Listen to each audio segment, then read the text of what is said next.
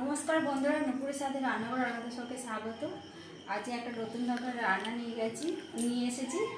তার রান্নাটা হলো যে ভাত, আমরা অনেক সময় ভাত একটু বেশি হয়ে যায়, খাওয়ার সময় একটু তরকারি একটু ভালো তরকারি হলে খাই। এবার এই ভাতটা যেরকম করবো আমরা শুধুও খেতে পারবো, তো কোনো মাংসের তরকারি যদি থাকে তার সাথেও ভালো লাগবে খেতে জিনিসটা, ডিমের কারি থাকলে তার সাথেও ভালো লাগবে খেতে রান্নার ভাতটা।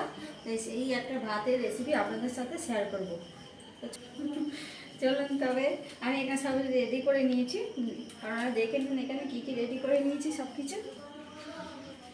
এই যে এখানে তো আগেই বললাম ভাত দিয়ে করবো, তাই ভাতটা আমাদের দুপুরে আমাদের বাড়িতে গেস্ট এসেছিলো, মানে গেস্ট একটু ভাত বেশি হয়ে গিয়েছিলো। আন্দাজ করে তো চাল নেওয়া যায় না, একটু বেশি হয়েই যায় কম বেশি ভাতে, তাই একটু বেশি হয়ে গেছিলো বলে ভাত কাটা এক বাটি ভাত। এখানটা কি করব, তাই ভাতটার জন্য বলি একটা রেসিপি তৈরি করি তাহলে এর সাথে। তাই এখানে গাজর কেটে নিয়েছি, ঘরে থাকা গাজর, আর একটু ক্যাপসিকাম ছিল ঘরে। আপনার যদি থাকে কোনো যদি সবজি অন্যরকম সবজি যদি থাকে, ফুলকপি, মটরশুঁটি বা অন্য সবজি বিম করা যদি থাকে দিলেও ভালো লাগবে। আমার ঘরে দুটো সবজি ছিল বলে তাই দিয়ে দিচ্ছি এখানে বিম করা। আর আমি গাজর নিয়ে নিয়েছি, এখানটা আমি ভুল করে বলে ফেলেছি, তাই গাজর নিয়ে নিয়েছি এখানে, আর ক্যাপসিকাম নিয়ে নিয়েছি। আর কিছু মশলা বলতে এখানে নিয়েছি জয়িত্রী নিয়েছি, দারচিনি নিয়েছি, আর নিয়েছি এলাচ নিয়েছি, এই দারচিনি এখানটা, আর লবঙ্গ নিয়ে নিয়েছি গোটা কত, আর নিয়ে নিয়েছি তেজপাতা গোটা কটে। তাই আমি গ্যাসটাকে জেলে দেবো। কড়াটা তখন একটু গরম করতে দিয়ে দিই। আর এখানে কড়াটা ভালোভাবে গরম হয়ে গেছে। এবার কড়াইয়ের মধ্যে একটু সাদা তেল দিয়ে দেবো।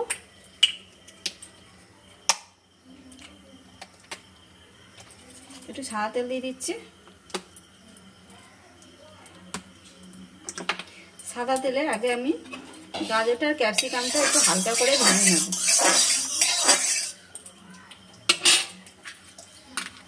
গাজরটা দিয়ে দিচ্ছি একেবারে। গাজর আর ক্যাপসিকামটা একসাথে দিয়ে দিচ্ছি।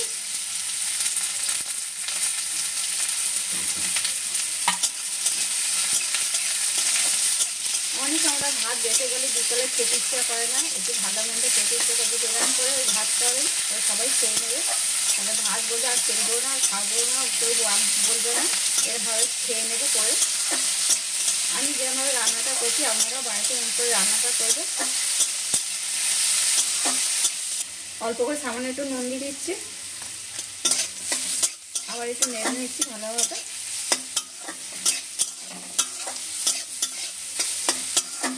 গাজরটা ভাজতে হবে যেরকম যেন গাজরটা যেন সিদ্ধ হয়ে যায়, সেরকমভাবে ভাজতে হবে গাজরটা।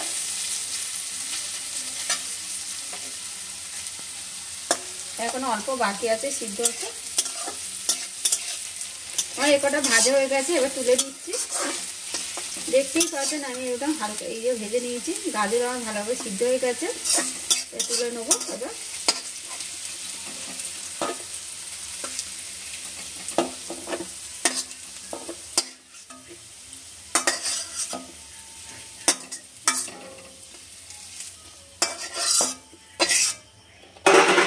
আবার এর মধ্যে একটু সাদা তেল দিয়ে দেবো, অল্প করে দিয়ে দেবো সাদা তেলটা।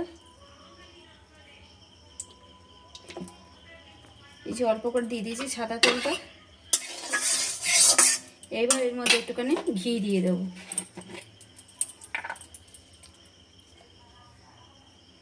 আমি এখানে 1 চামচের মতন ঘিটা দিচ্ছি, বড় চামচের মতন।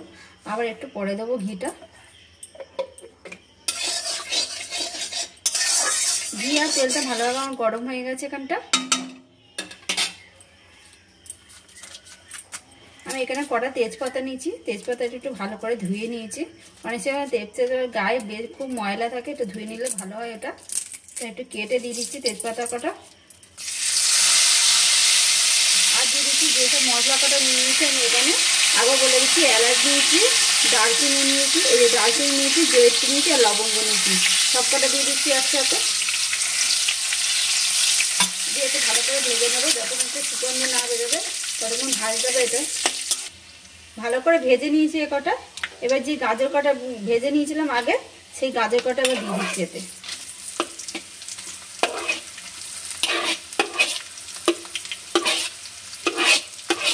আগে আমি দিই, যদি মশলাটা পুড়ে যায় ওই জন্য আগে গাজরটা ভেজে নিলাম, তারপর মশলাটা দিলাম আগে, পরে এবার ভালো করে একটু নেড়ে নিয়েছি। এবার যে ভাতটা বেঁচে গেছিলো সেই ভাত কটা এবার দিয়ে দেবো, অল্প অল্প করে দেবো, অল্প অল্প করে নাড়বো জিনিসটা যেন না লেগে না ধরে তলায়। তাই অল্প অল্প দিয়ে নাড়তে হবে।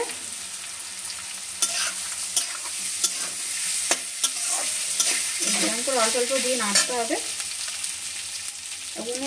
উনুনে যদি আপনারা করেন উনুনের আগুনটা একদম আস্তে করে দেবেন, আর গ্যাসে করলে গ্যাসে সেরকমভাবেই আস্তে করতে হবে, নাহলে জোরে দিলে ভাতটা লেগে দেবে, পুড়ে যাবে তাড়াতাড়ি।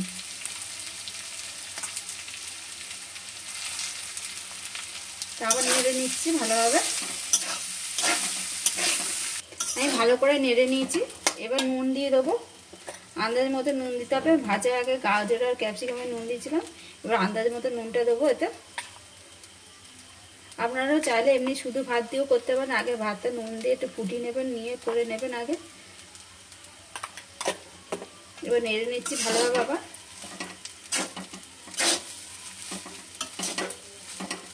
এবার একটুখানি গোলমরিচ গুঁড়ো দেবো ওতে।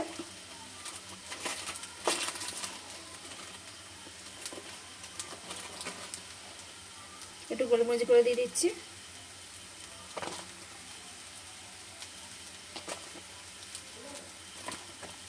দিয়ে এবার ভালো করে নেড়ে নেবো, নিয়ে একটু হালকা করে ঢাকা দিয়ে দেবো। যে নুনটা দিয়েছি নুনটা আপনার গলে এই যে ভাতের মধ্যে একটুখানি বসে ভর্তি হয়ে ভেতরে ঢুকে গেলে এর খেতে ভালো লাগবে বেশি। আর তো প্রথমে ভাত করেছিলাম তখন তো নুন দিইনি, ওই জন্য ভাতটা নুনটা একটু কম হবে বলে ওই জন্য এরকম চাপা দিয়ে রেখে দিতে হবে, তাহলে নুনটা ভেতরে ঢুকে যাবে ভাতের ভেতরে। একটু স্টিমে রেখে দেবো আধ ঘন্টা। ভাতটা আমি ভালো স্টিমে রেখে দিয়েছিলাম, একটু চাপাটাই সবে খুলে দিলাম, দিয়ে একটু নেড়ে দিয়েছিলাম। তো ভেতরটা দেখি লেগে হচ্ছে না, লেগে ধরেনি, ভেতরটা ভালোভাবেই আছে। তো এবার সামান্য অল্প করে একটুখানি মিষ্টি দিয়ে দেবো। আমি এখানে চিনিটা আগে থেকে গুঁড়ো করে রেখে দিয়েছিলাম, সেই চিনি গুঁড়োটা দিয়ে দিচ্ছি। এখন সামান্য অল্প করে দিচ্ছি, আপনারা চাইলে মিষ্টি দিতেও পারেন, নাও দিতে পারেন। আমি একটু মিষ্টিটা দিচ্ছি, একটু মিষ্টি মিষ্টি হলেও ভালো লাগে খেতে। যেরকম ফ্রায়েড রাইসটা একটু মিষ্টি মিষ্টি হলেই ভালো লাগে খেতে, সেরকম ধরনের এই ভাতটা হচ্ছে। আমার কিন্তু রেডি হয়ে গেছে। এবার আর একটু ঘি দিয়ে দেবো ওতে।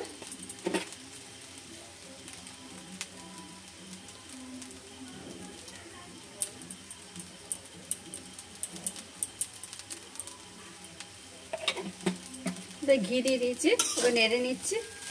আমার এটা রেডি হয়ে গেছে। এবার নামিয়ে আপনাদের পরিবার সাজিয়ে তারপর আপনাদের দেখাচ্ছি এটা।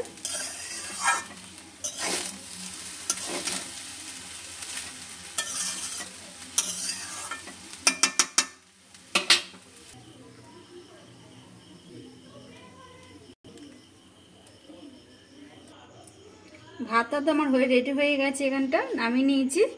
আর এইখানে একটুখানি স্যালাড কাটা ছিল, একটু স্যালাড দিয়ে দিয়েছি। আর এই সকালে তো মাংসই করেছিলাম, তাই মাংসটাও রয়ে গেছে, মাংসটা সাজিয়ে দিচ্ছি। আর এই মাংসটা আমি করেছি যে মুরগিটা পাওয়া যায়, ওই কালবার যে মুরগিটা, আমি সেই মুরগির মাংসই করেছি। আপনারা যদি এই মাংস তরকারি রেসিপি দেখতে চান অবশ্যই কমেন্ট করে জানাবেন। আমি কেমন করে রান্না করেছি আপনাদের অবশ্য করেই দেখাবো রান্নাটা। তা আজকে দেখালাম না, আজ শুধু ভাতটা করাই দেখালাম আপনাদের। তা আমার এই ভাতের রেসিপিটা যদি আপনাদের ভালো লাগে অবশ্যই কমেন্ট করে জানাবেন, আর ভালো লাগলে লাইক শেয়ার করে দেবেন, অনেক অনেক করে শেয়ার করবেন, যেন আপনারা বন্ধুরা যেন অনেক দেখতে পায় রান্নাগুলো। আর আমার রান্না যদি আপনাদের ভালো লাগে অবশ্যই কমেন্ট করে জানাবেন, আর ভালো লাগলে লাইক শেয়ার করে দেবেন। এরকম নতুন নতুন রেসিপিতে আছে একটু সাবস্ক্রাইব, পাশে বেল আইকনটি প্রেস করে দেবেন। আবার নতুন রেসিপি নিয়ে পরের ভিডিওতে দেখা হবে।